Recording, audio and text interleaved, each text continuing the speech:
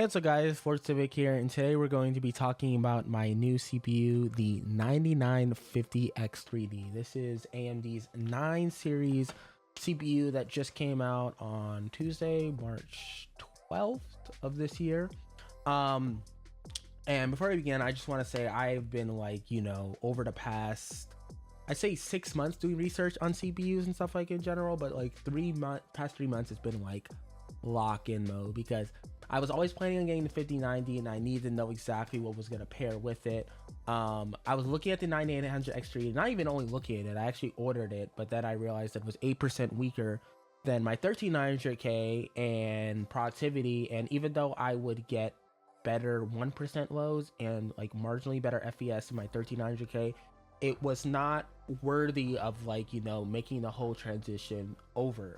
So I was looking at the 285K, and then I was also looking at the 9950X3D, but for the longest, there was no benchmarks and different stuff available. But now we see everything. The curtain has been drawn, and my God, this CPU is just absolutely bonkers.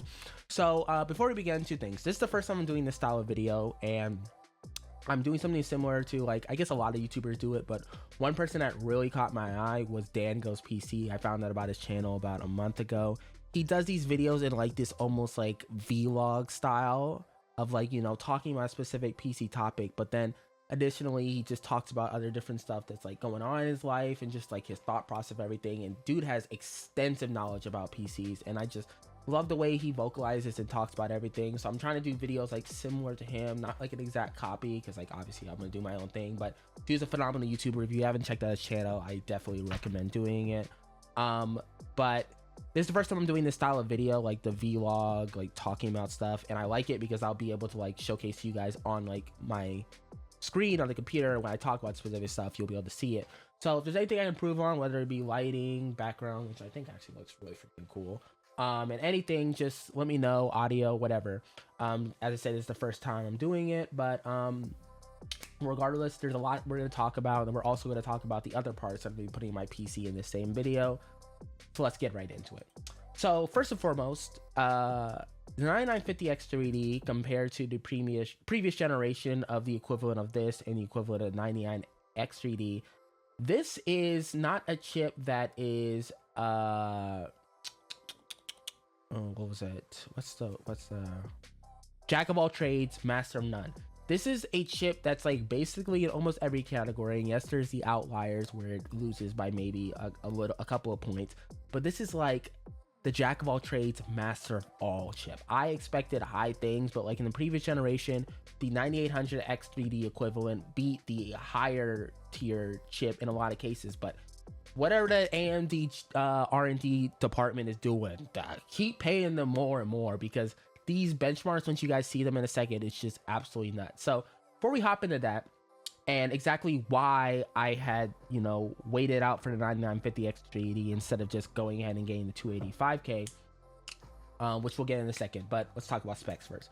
So compared to the 9800X3D, this has 8 more cores, 16 more threads. The base clock is actually lower than 9800X3D, but, and this is why I love this style of video, because I can just showcase you guys what I'm talking about instead of having to do B-roll for it. We're going to be pairing with the Panorama ARGB 360 Black, which we'll talk about in a second, and we'll showcase more of how it looks, but we should be able to get 5.5 gigahertz just fine. It is the same 4mm chipset as the 900X3D. The boost clock is a little higher than what you can get with 9800X3D. I don't know if we'll be doing 5.7, but we're definitely going to be doing 5.8. We should be able to easily do that with the Trix CPU cooler.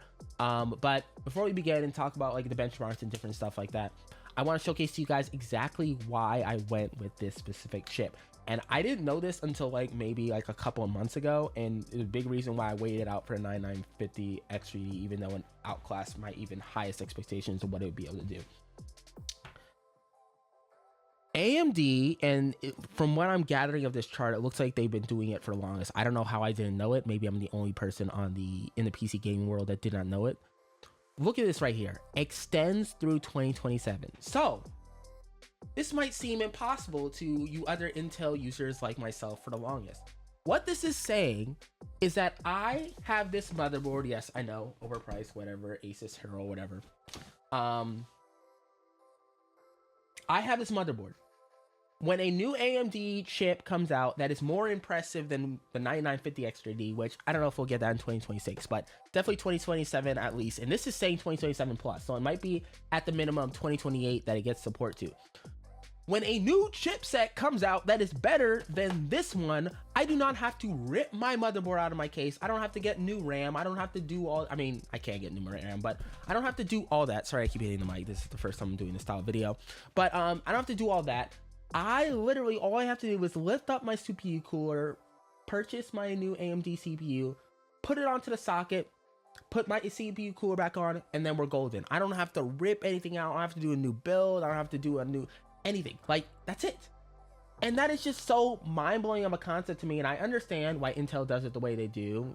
They have a thing with motherboard manufacturers. Obviously, it makes them a lot more money in general, and blah blah blah blah, and different stuff like that. And obviously for productivity, which honestly a lot of productivity people like myself might even start going towards these AMD chips just because of like the productivity. Once you guys see these benchmarks, it's pretty crazy. But like, this alone is just a huge selling point. Like, that's just actually so crazy to see that my CPU is going to be supported on this motherboard, and future generation CPUs will also be supported on this motherboard for at least 3 or 4 more years. That's just like huge. And as somebody that loves bleeding edge tech, that's definitely going to be a huge bonus for me.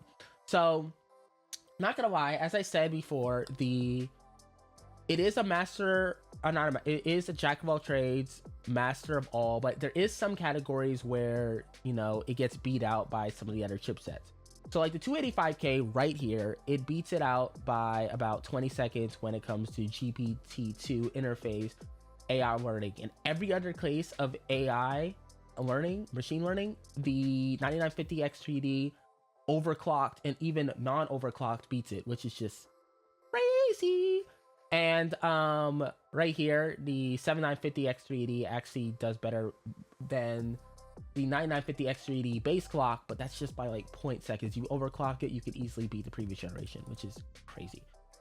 This is the one case where the 9950X3D doesn't really like land on top, and that's switch emulation. You see here in Tears of the Kingdom, it actually gets 20 FPS lower than 9800X3D. That might just be a BIOS update that it needs, and like, you know, optimization or whatever. I don't really do a lot of emulation, but I might a little bit more just for like testing different stuff like that, but that's still very, very cool.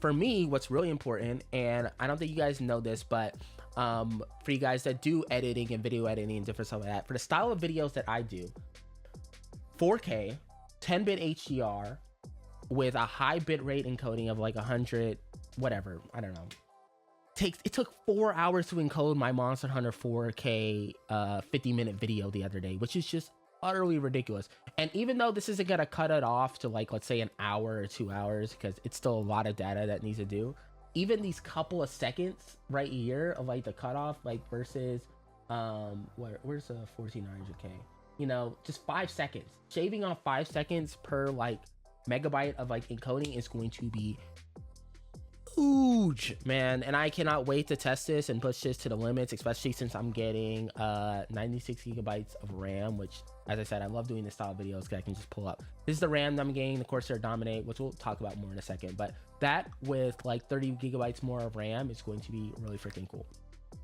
Now, next thing we got to talk about, and what is the most important for not only you guys but for me as well, is gaming, which I'm going to be using this this computer for mostly. So in 1080p, yes, 900X3D is, you know, like the gaming CPU, so it's going to like beat it out in a lot of cases or whatever. In some cases a little, in a lot of other cases like 10 FPS difference. But then again, Counter-Strike, you're already getting 600 FPS. There's like 500 hertz monitors. I don't think we were getting 750 or 1000 FPS monitors for a while, but you know, ray tracing or whatever, you start to see the difference get smaller and smaller or whatever. And then 1440p and 4K, that's where, you know, the 9950X3D starts to like come out in the lead and different stuff like that, which is just crazy because this chip already does such a phenomenal job with productivity. And you know, like obviously there's like Space Marines and Spider-Man, which Spider-Man, I heard, was like a very dodgy port or what, not super dodgy, because like, you know, we've had way dodgier and bad ports, but like optimization is not as good as it should be. And then ray tracing, you see the line start to do more and more. Now right now I have the OLED G9, so these benchmarks are important to me, but I am going to be upgrading to the LG 5K 2K monitor very soon, which, let me bring that up real quick. Oh, LG 5K 2K.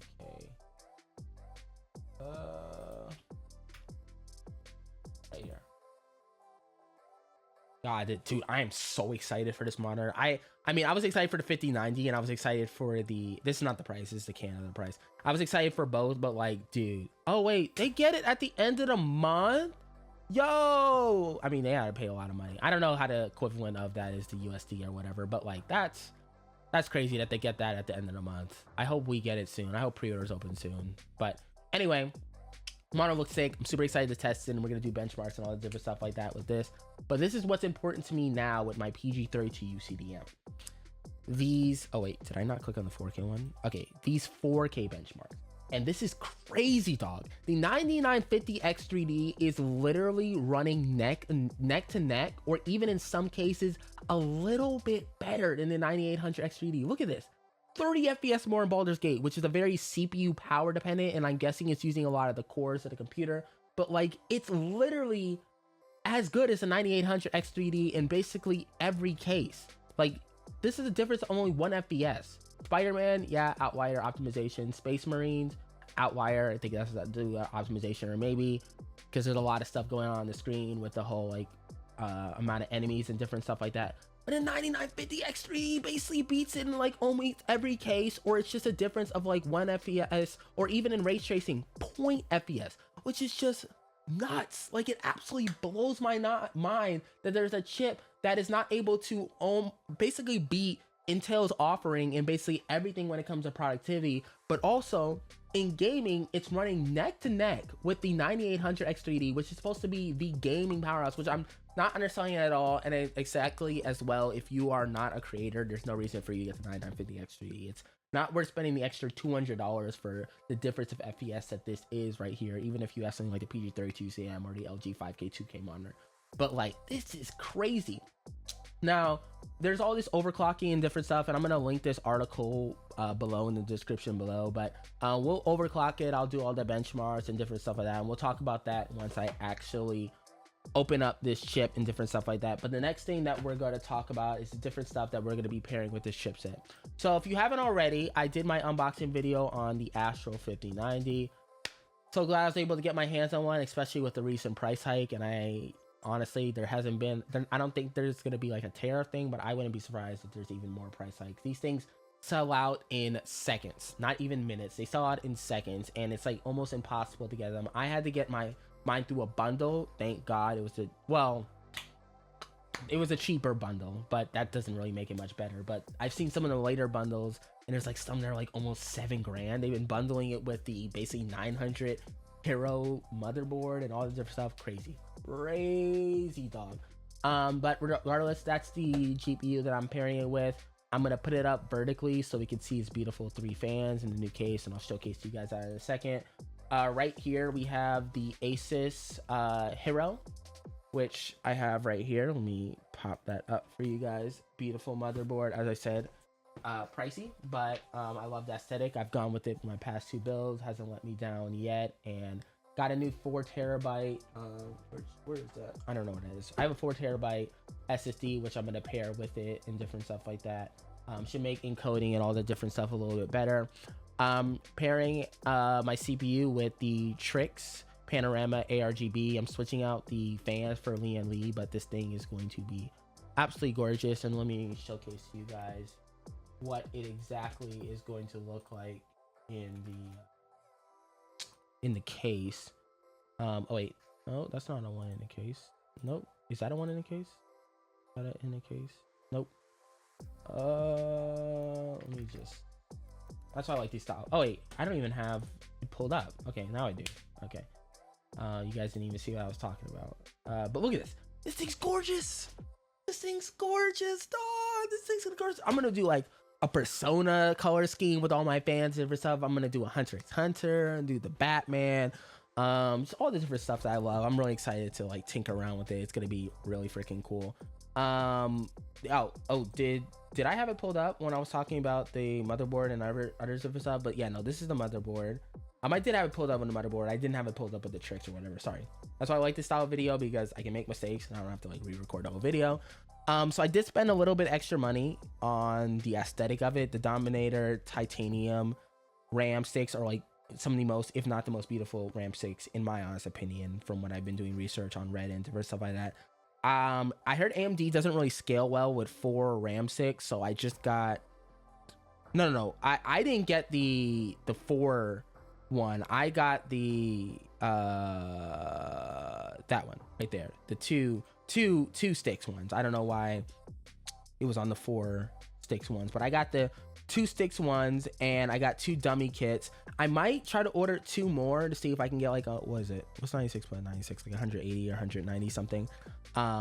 But I'll try. It might not scale well. Maybe I'll win the lottery or whatever with my motherboard and RAM and everything will go smoothly. But if not, then I'll just keep the dummy sticks in. But it should look very similar to this, and I'm really excited to get these chips and actually have, right now I have 64 gigabytes of RAM, but 96 gigabytes of RAM when it comes to productivity is going to be a game changer. Got the Lian Li EVO XL case, which should fit my 5090 and everything pretty smoothly. I'm also going to be vertically mounting it with this bracket that I got with my 5090 Astral. That should be really freaking cool. God, dude, getting these fans were so freaking hard. First of all, not only is the naming scheme, because there's like so many of the fans that are named the exact same. There's the TL, there's the SL, there's the SL Wireless, SL Infinity, SL V2, I don't know.